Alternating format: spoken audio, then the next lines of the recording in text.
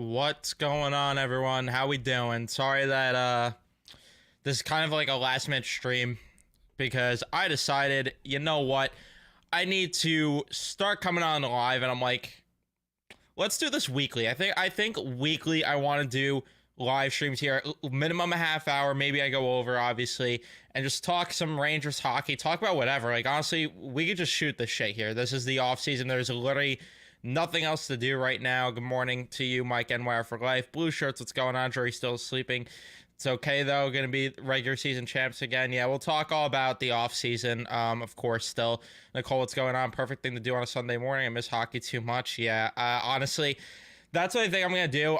Because usually I'm busier during the days. And then I would be able to do these at night, but I don't think people would tune in as much at night. So I'm like, maybe I'll do these. Shoot for this to be like a Sunday type of deal weekly, except there are a couple of weeks that I will miss probably, just because I have other things going on, but I'll try to go live during the week at some point. But maybe I'll do something like this, just because of the fact that one, I need content to upload, honestly, because I have literally nothing, which that's part of why I went live, because I want to get ideas from you guys in the chat. If anyone does have ideas for me to upload throughout the off season, would be perfect.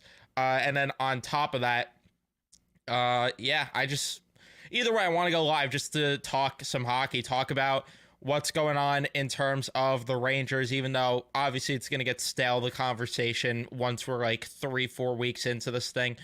But I'm sure we'll find something to talk about. But yeah, we'll figure it out, of course. We will, because there's quite literally nothing else really to discuss right now, because the offseason, it reached its usual point that it always does. We have all of like June that we could build up some hype towards the draft, towards free agency. Then free agency comes and it goes very quickly, because July 1st, pretty much everyone's off the board, and there's a few signings that trickle in here and there, and that's really about it, but nothing too significant. What's going on, David? 1 a.m. is rough. Sorry for anyone that's on a time zone that is not really accommodating to them. I could always shift these a little, like not too much earlier, because I'm someone that wakes up late in the morning. Like I literally rolled out of bed and decided, you know what, I'm gonna go live today, because why not? Josh, what's going on? 11 a.m. on a Sunday is good for me usually. Yeah, I figured that this would be like a good time for most people, at least if you live on the East Coast, or even if you're on the West Coast. I figured, you know what, 8 a.m. on a Sunday, what's better than listening to my annoying voice, right? So why not do that? But yeah, like I said, I want to hear in the chat video ideas. I want to hear in the chat just like anything. Again, we could literally discuss anything right now, because of the fact that there's nothing. There's really nothing. I've got this stream on an MSG in the back playing the Game 4 sweep against the Caps. I really wish I could find another hobby. There's something seriously wrong with us. Yeah, I mean, I'm not going to sit here though and pretend I've watched a lot of hockey this offseason. I've really just been not in the mood. Like, I'll be very honest, I have not been in the mood. I've been more in the mood for Knicks basketball, to be honest with you, lately. Like, I'm not entirely thrilled still with the way this offseason has gone down thus far. Obviously, things could change. There's still plenty of time, but yeah. Come September, my entire mood's going to shift. I just know how I am, and then it's just going to be, yep, here we go again. I'm going to get hyped up a little bit for reasons that I shouldn't, and then it's all just going to trickle down as the season goes along. That's just all that happens. Totally outlandish idea here. You should do a franchise mode series for an off season. I actually like that idea a bit. I'm going to start any video idea comments right now, because I'm going to want to take a picture of those after, and then because I could write them down as I go, but I'm just going to take a picture of them after. Just easier for me. But yeah, I'll do franchise mode. I've been considering that. I don't know how much people will be in love with the idea. I've also thought about shifting over to Twitch to do some streams, like gaming wise and stuff like that. If you guys are interested in that, let me know. I'll have to rebrand my Twitch channel a bit, because it's still my old username and stuff, but that wouldn't take long to do, but I could, of course, do that. Team shouldn't make any bad deals until we unload the deals. Trouba's probably not going anywhere. We could talk about Trouba in a bit. I've wanted to stay more quiet on that situation because, like I've said numerous times, and like I said in the video where I recapped the offseason in particular, if I have nothing that's gonna please people, and if I have nothing good to say, I think it's best I stay quiet on the front. And listen, like, it's just a conversation that I don't know if I want to discuss because you can't please everyone, and you're gonna upset one crowd so obnoxiously over the other where it's like they'll be like, oh well, this is about you and that, and it's like, just because I think this doesn't mean that I think doesn't mean I support what you're saying and what you think I would be because of my, like, it's hard to explain what I mean without giving my ideas and giving my thoughts on that. But just because I think that doesn't mean I think that. It's like the classic, it's like conversations with politics where it's like, just because I think, like, just because this is my party doesn't mean I support these ideas of said party. Like, you know, it's just two and two don't always connect. But that's just my take on that. But jury waiting for the bargain bucket to open. Well, I mean, it did open, so I don't know what he's waiting for. I'd like to see him sign a seventh defenseman, but we haven't even got that at all. Seeing rumors swirl, which I know are often false. Yeah, with Zegras, Vetrano, Keller's not getting moved. Like, Utah wants to contend a bit. Vetrano and Zegras are actually realistic. I've not been for Zegras entirely, but if it's the right deal, you consider it. Like, if that's a deal where, say things change with Trouba and he's willing to go to Anaheim and like Zegras is in the return, then again, I don't love the player, but I don't hate the idea of getting Zegras in a Trouba deal because it's like, how do I complain? But top 10 rankings would be interesting for a player season playoff series. That's another thing I could do. I thought about doing a prospect ranking, which that I'd probably have to bring Steven on because he knows way more than I do, because I'm not going to sit here and pretend I know everything about these prospects. I know a good amount about a few. Like, I know about Othman, obviously Edstrom, Rempe, because they've played here. I'm pretty knowledgeable about guys like Perreault because I watched a few games this year, Fortescue by association there. But I don't want to sit here and pretend I know the most about Noah Laba and Brett Berard, but I'm trying to at least gain a little bit more knowledge there. This Trouba and his wife has enraged me. Has me enraged. The Devils got better, and we're letting this guy's wife push the organization around.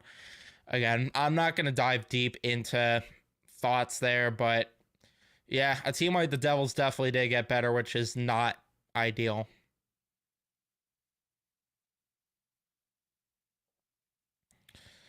Get an interview with Delzato. If I could, I mean, I would try to. I could try to, but not a guarantee, obviously, that would be a yes. Not even a guarantee he would see my message, so.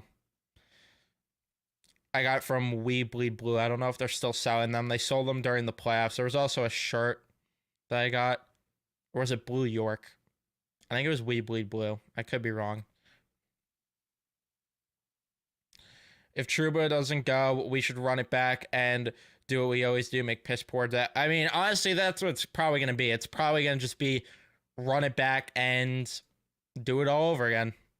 It's that's why, like I said earlier on in the stream here, it's like, that's why I don't feel that much excitement. You know, like last year, you had Laviolette to be excited about, and it's like, all right, a new coach, new ideas. Let's see where that's going to go. We finally have a real coach here. Let's see what happens. And there was still the question, obviously, in the back of my mind where it's like, is it on the players? Do these players have the mental capacity to bring it, like, to win the most important 16 games? And obviously we got our answer there. And I thought, all right, we have our answer, things will change, and it didn't. At least the season prior, you had Trocheck coming in, and it's like, all right, and on top of that, it's coming off of an Eastern Conference Finals run, so really hyped up about that. And then the year before that, not too much excitement, but it's like, you did bring in Golan at that point, so it's like, all right, a new coach there, so let's see what happens. It just, for me, this year, there's nothing. Like, am I supposed to be excited about Riley Smith? And again, don't get me wrong, a fine ad, but how are you supposed to sell me that a guy that struggled to produce with guys like Crosby and Malkin is the answer to produce with Mika and Kreider? It's just, I don't know. That's just not enough for me, at least. Kind of a red flag to me.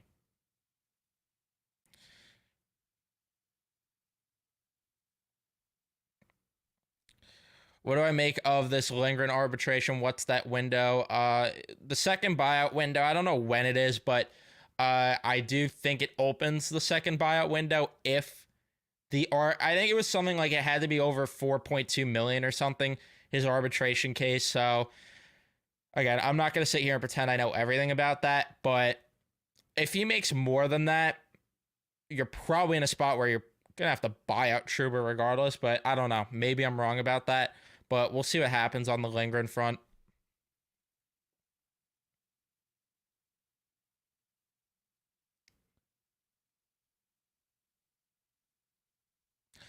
I don't think... Listen, I know I was enraged on the free agency stream because there was quite literally nothing happening. But... And I know I said they would be a wildcard team. Do I really think that? No. I think they'll still finish at minimum top 3 in the division. But it's the point that I've been making where it's like, okay, they'll get the regular season wins. That's great. That's fine. But how much more are we supposed to sit here and be content with regular season success until we see the results when it matters the most? Like, that's just my stance on it. Could they fall to a wild card? Sure. Like, maybe the Washington Capitals with these additions are better than we think. Maybe New Jersey does leapfrog them. Maybe Carolina's better than we're expecting. Who knows? Anything could happen.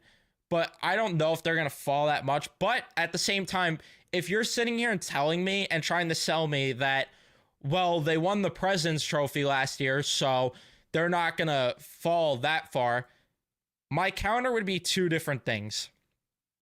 My counter would be one, actually it's a couple different things. One, how many President's Trophy winners repeat that same success? Because you look at teams like the Boston Bruins last year, and it was going to be impossible for them to replicate a record-setting season. That's a record-setting one. And they dropped that much in points. Let's not act like it's outlandish for it to be possible for any other team to do that, regress that much.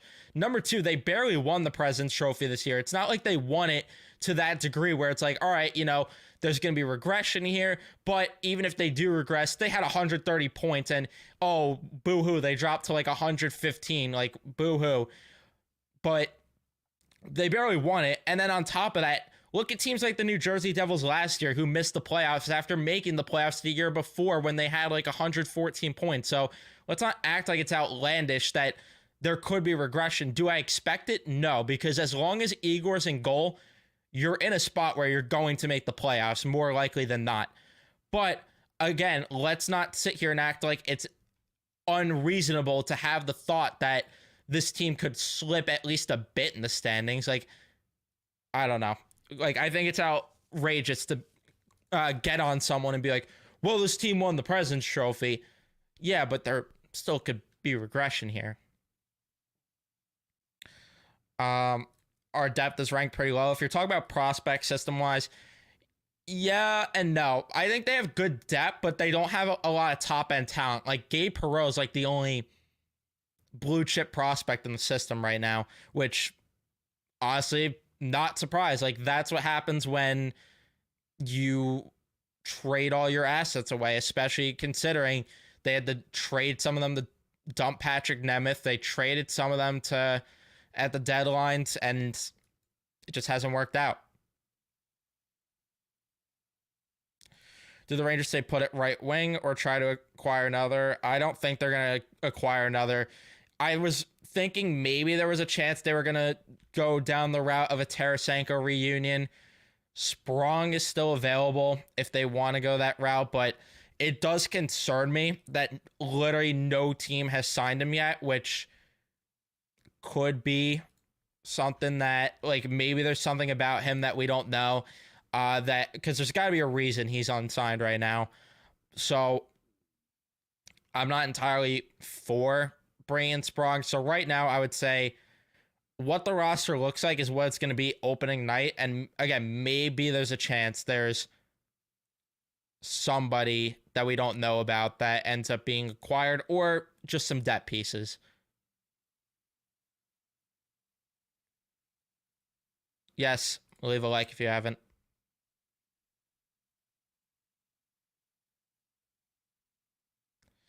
But let's say, yeah, Lafreniere is definitely a reason to have excitement. I do think Lafreniere is going to have a big year.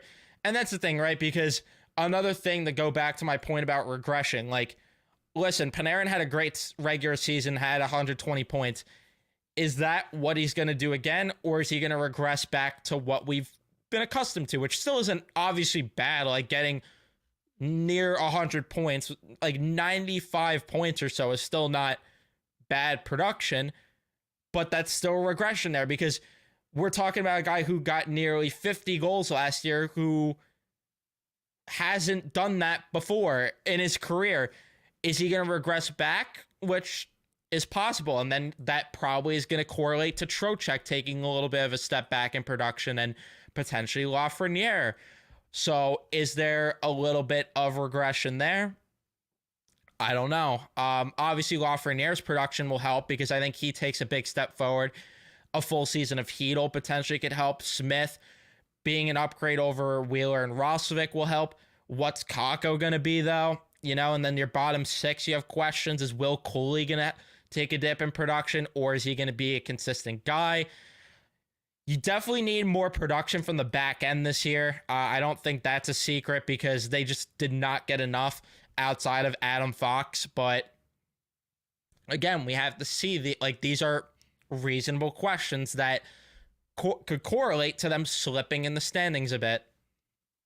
But I've always said that if they cost a few games in the regular season, if they don't win as much in the regular season, I don't care as long as they are developing good habits. Like, that's what I mainly want to see with this regular season coming up, is just good habits be developed. Like, don't treat the regular season like it doesn't matter, because it does matter. Because sure, you're going to be a playoff team and you could coast into the playoffs playing nonchalant hockey, but wouldn't you rather just battle it out and put your full foot down and put your full effort in to developing good habits that will lead to winning the most important games?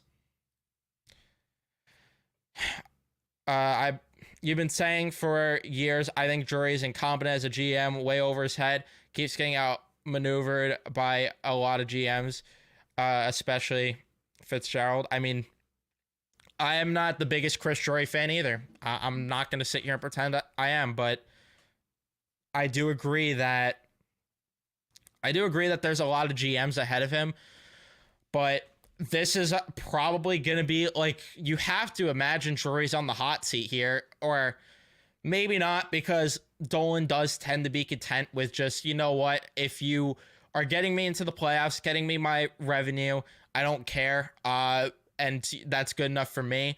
So that could be fine for Dolan, but he should be on the hot seat this year because you live and die by the core at some point. I know that you could argue, well, his hands are tied because Trouba, there's not much you could do here because of the stubbornness and because of the fact that the whole thing with his wife and stuff like that, and there's not much he could do. But again, at some point you live and die by this core, and you have to take the fall with them.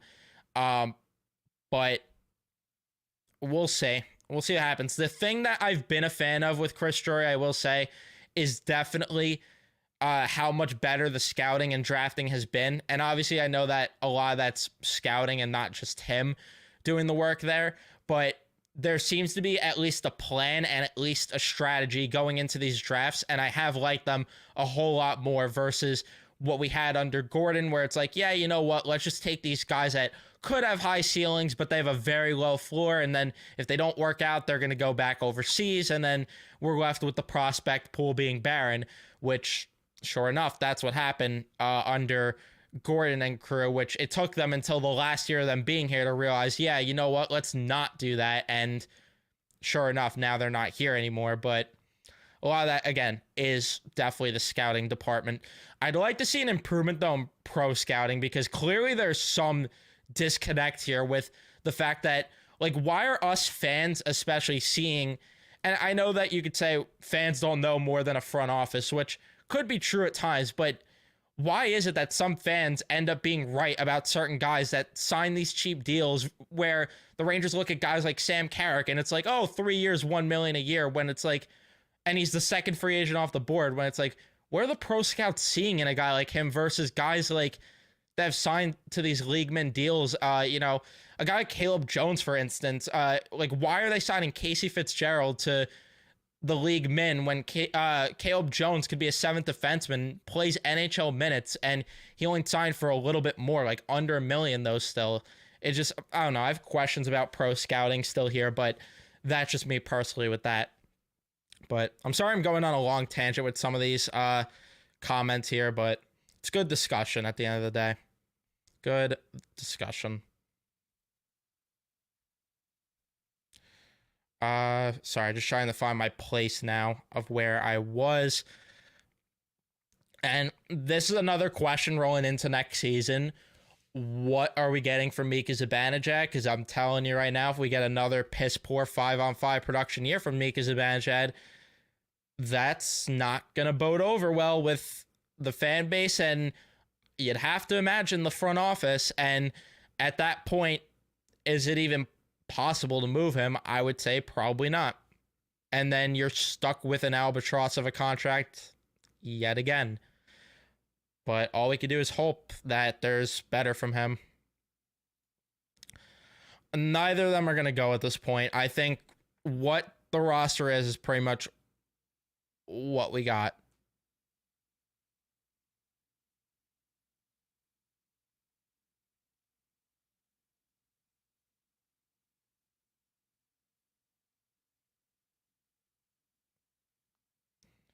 Sorry, just answering a text.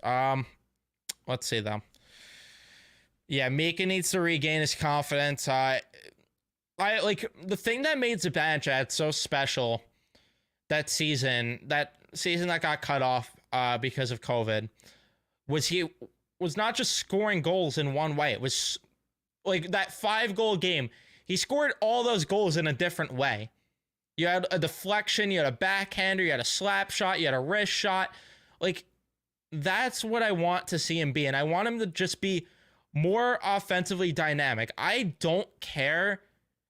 Listen, I know that I'm preaching.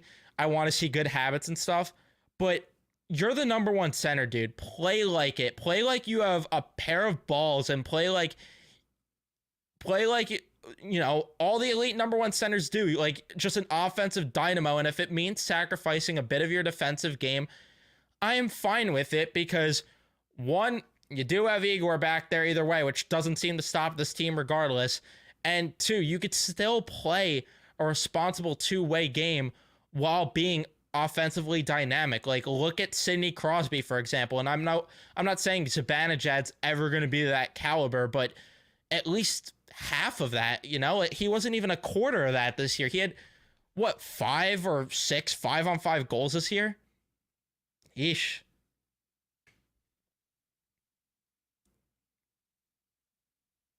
I mean, yeah, if the Rangers aren't top 3 in the division, that's definitely a problem. I don't view the Islanders that highly. Like, I know a lot of people view the Islanders as a threat because they added Duclair. They're going to have a full camp under Waugh. Listen, do I think they're going to be better next year than they were last year? Or at least like up? I think they'll be a similar par because I think they're around that 90 to 95 point range. I don't view them. I'd say 85 is their floor. I'd say 95 is their ceiling. I don't view them as much of a threat as a lot of people do because I still think that D-core is rotten outside of Noah Dobson. I don't view Adam Pelech and Ryan Pulock as threats as they once were. Scott Mayfield is a penalty machine. Mike Riley is a guy that's been put on waivers time and time again. Romanov's decent. Maybe you get a little bit of a step from a guy like Sam Bolduc, but how much of a step? And then you look at their forward group, and it's like, is Matt Barzal going to take a step in offensive production? Because he did finally have an 80-point year. Is that who he is now going forward, or was that a flash in the pan? Bo Horvat, a guy who had another very good season, but let's not sit here and act like this is what Bo Horvat has been his entire career. Could there be a step back because he's also still getting a bit older? Anders Lee seems to be cooked. Brock Nelson, what are you going to get from him? Which it is a contract year, so maybe a big year, but he's also 34 years old, or no, sorry, 32. I was looking at Lee's age. He's also 32. What could you realistically expect? Pajot is a guy they tried to dump. What are you getting from him at 31? Paul Mary at 33. What are you getting from him? Engvall is pretty much their Goudreau. And their bottom six consists of guys like, or their fourth line, I should say, Casey Cizikas, which I think is a very good fourth line center. Julian Gauthier, I mean, if he's playing everyday minutes for you, like, I don't know about all of that. And then you have guys like Hudson Fasching, which he's a decent little player there. Same with Kyle McLean, which I think are better than Martin and Clutterbuck because you have guys that could actually skate at the very least down there. And then they did add Siplikov as well this offseason, which I do think could be a sneaky good acquisition. But I question what they're going to get from their blue line. I question, is Sorokin going to bounce back from a poor year?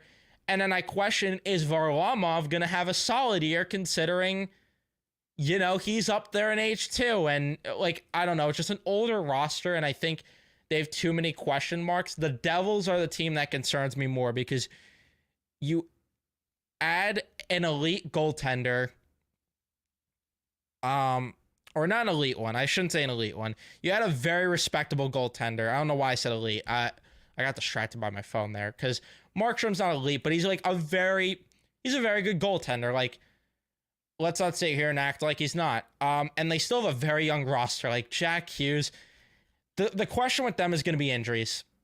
Like, injuries are what could hold the Devils back, and it's what played a role in it this year. But Jack Hughes is a superstar, and if he's healthy for a full year, that's a guy that's poised to potentially win a Hart Trophy. Is Timo Meier going to be better for them this year?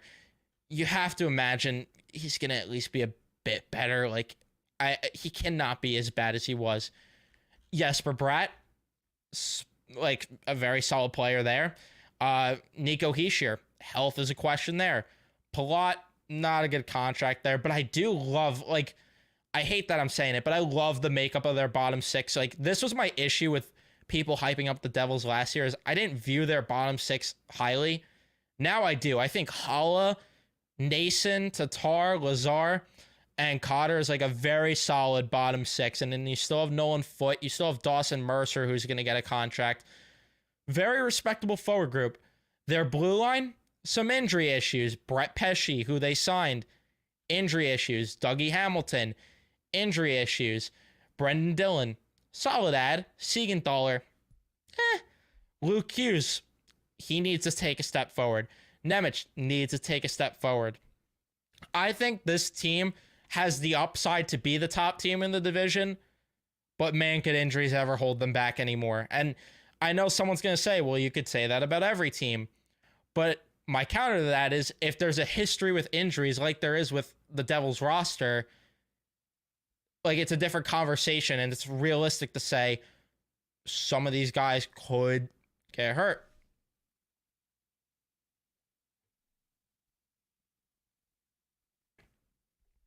But anyway, let's get back to the chat. Sorry, I keep going on tangents. I still don't know why they didn't play Rempe more against the Panthers, just because of his age, and they just wanted to get more experienced guys in there. What do I think a fair contract for Igor would be? Very good question, and my answer to that is, I don't know. I really do not know, and I'm scared. Like, I think 9.5 is very reasonable, given what the market is for a lot of goalies. But I do feel like it's going to end up in the 10.5, 11 million ballpark, which I'm not a fan of. I'm really not, but that's what's probably going to be. And if he gets what he wants, which is taking up 14% of the cap, you could say goodbye to roster construction at that point. So, thank you. I appreciate it. I definitely am a fan of this hat as well. And yeah, this is the thing. Like, if Panarin regresses, okay, you need a step forward then from a guy like Zibanejad.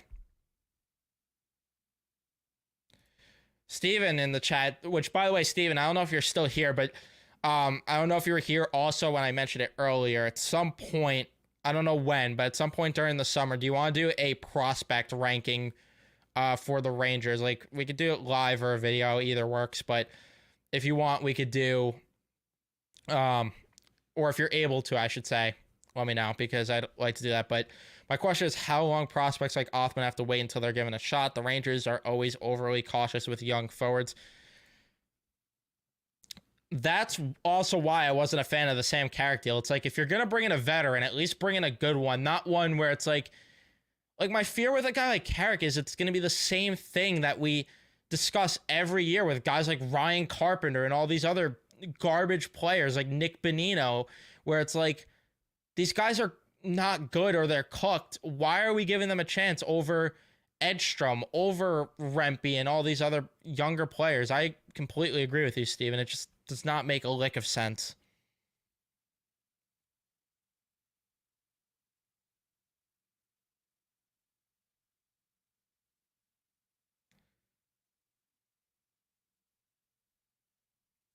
I don't think you're going to get that wish, unfortunately, Al. I think the Rangers D-core is going to stay the same, which I'm not a fan of. Yeah, sorry, Caleb Jones isn't friends with Fox and Lindgren. Have to be ruthless to win a cup. Vegas, Tampa, Florida, all made necessary changes. I agree. And that's why I've been voicing my frustration so much on Twitter and here, when people are like, "Oh, well, calm down, relax, like let the hockey people make hockey decisions." Why should I trust them and have my full faith in them when this team has not won a cup in 30 years, guys? Like, this, it's not like it's unreasonable anger, and it's not like it's unreasonable criticism here. And at the end of the day, it's just criticism, because I want my favorite hockey team to actually win a Stanley Cup, because they just haven't in my lifetime. And it's fair to question them because of what I just said. Haven't won in 30 years. And this organization, year after year, seems to have this mentality where it's like half foot in, half foot out the door. And it just, you're not going to win that way. You either have to push all of your chips in one basket and go full on, all in to try and go for this thing, or you have to go in the other direction where, all right, if you don't envision this working, then why are you even hanging on to, like, why are you this is my issue. Like, it seems like Drury is cautious with this core. Then why are you trading draft picks to bolster this team at the deadline? Like, let it ride out then and keep the draft capital and wait to turn over to the next core. It just doesn't make sense to give up draft picks for guys like Wenberg and Rosovic. Like, it's either you're in or you're not. It just, again, it just doesn't make sense to me. And that's where, again, question in Pro Scout, because who saw what they did in Rosovic? Who saw what they did in Wenberg to think those two were going to be the answers at the deadline and that they were worth giving up these draft picks for? I don't know. I just always feel they're half in, half out, and they're too scared to make a big time move that could hurt the locker room, that could hurt the fan base. No, you have to be ruthless, and it could upset fans in the moment, certain deals, but who cares as long as you get the results on the ice? And sometimes you have to take that risk. And if you're not taking that risk, then you're just repeating the same thing over and over again. And your ceiling is going to be an Eastern Conference Finals appearance year in and year out.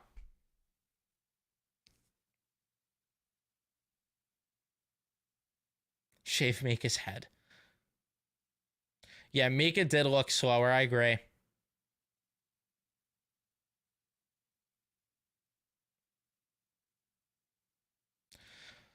The problem is, will they?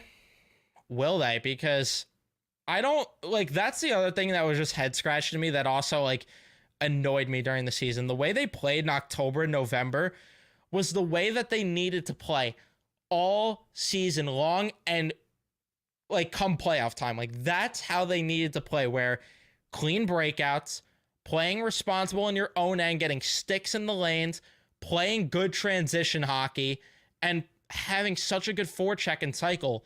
But for some reason, mid-November, it just started to go away. And it's just like, why did they revert back to Gallant type hockey? I don't get it. Yeah, Markstrom had one elite season. He's still a very good goalie. Still, like, listen, a lot of the underlying numbers say that it is the Flames in front of him that are the issue. But I still am definitely more concerned about them going into this year versus normally. Listen, if they get a 9-10, 9-15 save percentage from Markstrom, that is far and away better than what they've got from guys like Vanacek, guys like Akira Schmid, who they dumped off.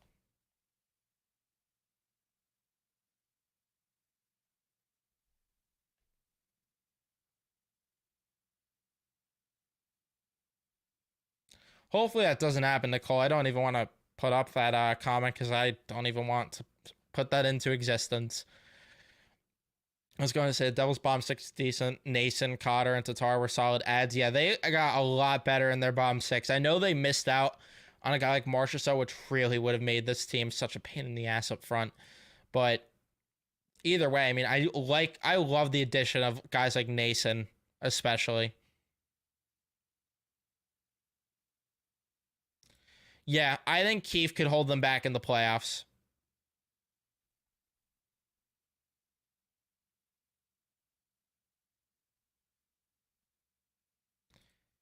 Carrick will be gone by December. It wouldn't surprise me. Like, listen, I'm not rooting for the guy to suck, but I just question, like, I don't understand what they saw in him. Like, if somebody could sit from the front office and just give me literally just a 5-minute conversation and just tell me what they saw in Sam Carrick, just so I could at least understand something, I'd appreciate it. But I don't want to hear things like good locker room guy, good grit, like always works hard, stuff like that. Like, that's fine, but if you can't give me a legitimate on-ice play reason as to why you signed this guy, is he as good as you think? I hope Edstrom has a good camp too, but will it matter? Because Sam Carrick, they committed some money to? I don't know.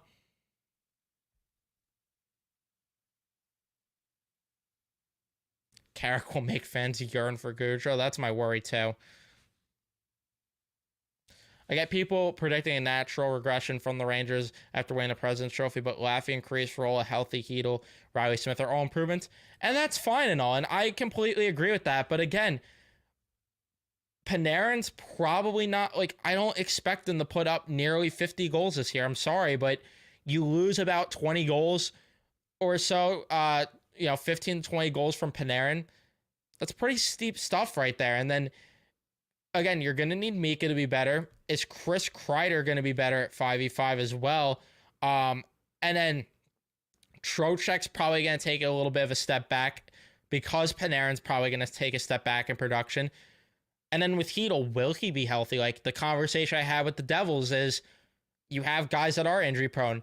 With Phil Hedel, will he be healthy? And that's another thing that bothered me. I do not like how they're going into the season with zero insurance of if Phil Hedel gets hurt. Like, Who is taking that third line center role if he gets hurt again?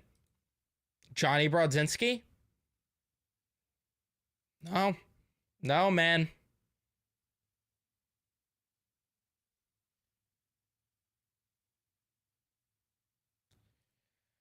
The Rangers' model of relying on superb goaltending is a triple-edged sword. You'll always be out of the top 10 and never be able to fill out a proper roster paying them so much. 1,000%, and that's what I agree with, and that's why I don't want them to pay him that much. And like, this is another example with where I'm questioning Pro Scout. Like, Blake Lizotte is clearly a better hockey player than Carrick. Why was Carrick the second free agent off the board of every single one available?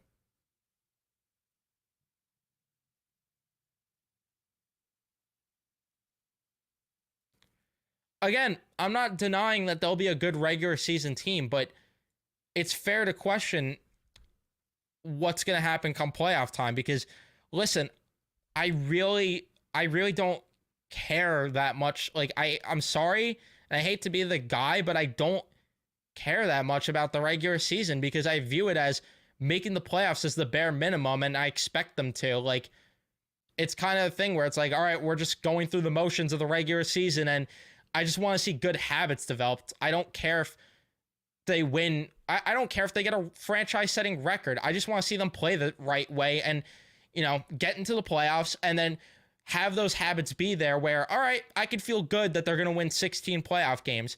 But I think it's fair to question, will that happen? I don't know. I just don't know.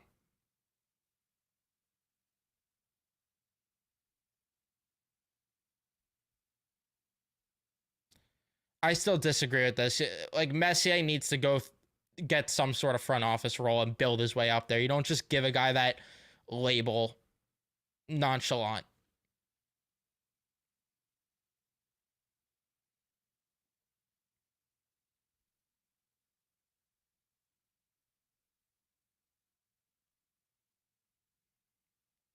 And yes, this is a fair point, but my counter argument is, I mean, they need to go all in terms of making a change to the core, because it is not just a deadline deal, and you can't do this every year where you just settle for what you have and then be like, we'll put it off until the deadline, and then just, you know, give up more assets there, because you just burnt assets this offseason, especially this season. Like, you just burnt assets this offseason to get Riley Smith.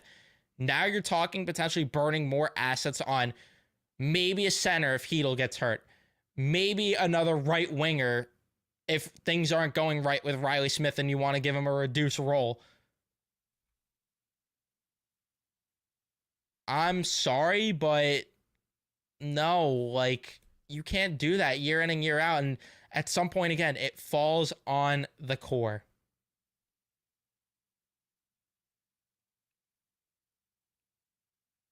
And that's another thing that concerns me about Drury. It seems like they're just never like on the trade market specifically, it just feels like if he loses out on an option, he never has a backup plan. It's always, oh, we'll settle for like the 10th option. No, no, no.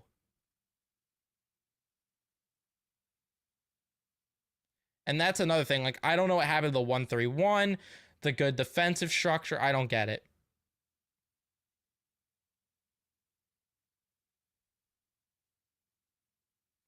And yeah, that's the thing with Wenberg, is like, guy couldn't hit water if he fell out of a boat.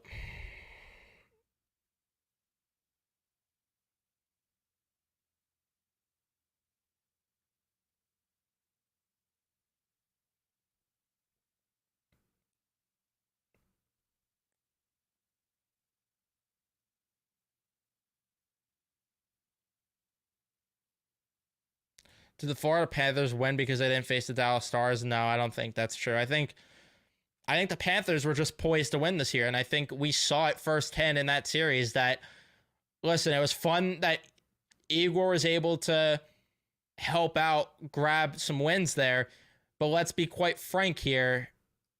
If it was not for Igor, and I get it, he is on the team, I am not disputing that, and he helps win them games, But let's not sit here and act like this would have not been anything more than 4 games if Igor wasn't back there making acrobatics there. And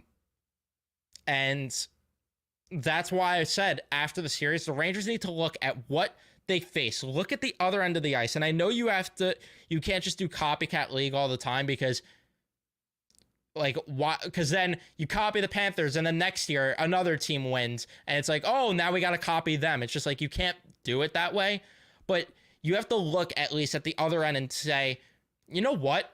They were aggressive. They made a big change to go get Tkachuk. And then you look at the year prior, Jack Eichel. You know what? Vegas went all in, was ruthless, and got Eichel.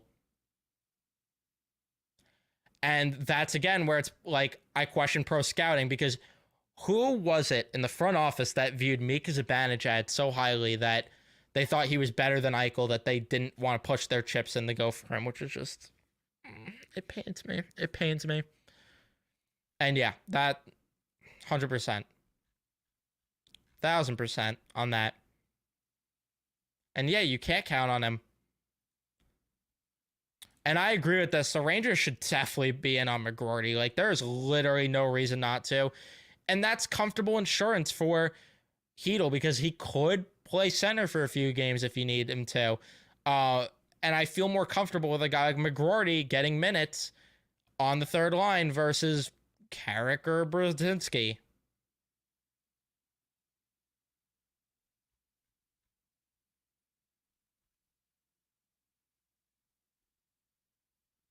I don't know what's happening with Ehlers right now. I really don't know.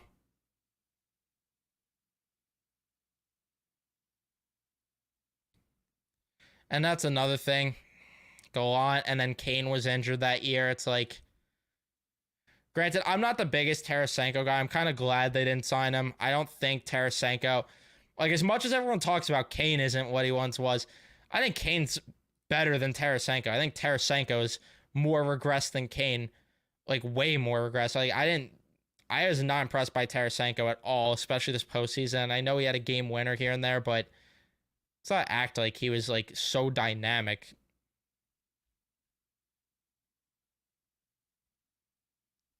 But I've been going for longer than a half hour, which is crazy. I thought I was for sure gonna go for like a half hour here.